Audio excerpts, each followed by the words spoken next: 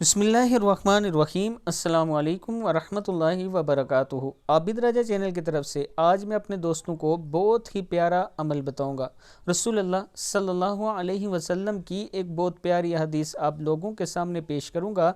इस पर ज़रूर अमल करना, साथ में मेरे चैनल को सब्सक्राइब करना, लाइक कमेंट और शेयर करना नहीं भूलना। तो स्टार्ट करते हैं आज का लेसन। बिस्मिल्लाहिर्रहमानिर्रहीम।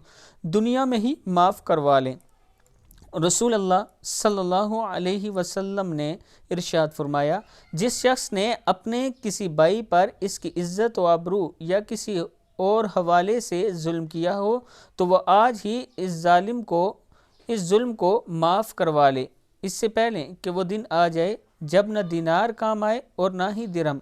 अगर इस शख्स के नामा अमाल में कोई नेकी हो तो जुल्म के बराबर वो नेकी छीन ली जाएगी और मज़लूम को दे दी जाएगी, और अगर इसके नामा अमाल में कोई नेकी हो तो फिर मज़लूम की बुराई में इस जुल्म के नामा अमाल में डाल दी जाएगी। सही बुखारी की हदीस है।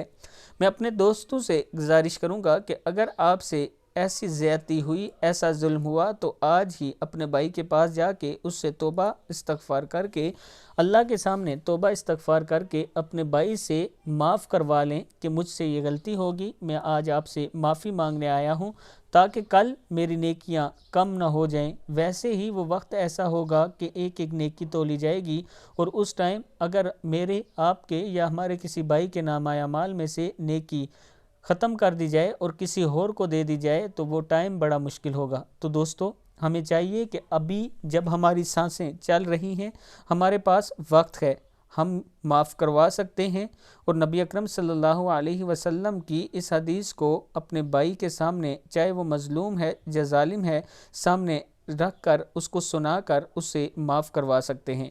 मैं अपने तमाम दोस्तों से गुजारिश करूँगा कि इस वीडियो को आपने आगे ज़रूर शेयर करना है। अस्सलामु अलैकुम वरहमतुल्लाहि वबरकातुहू।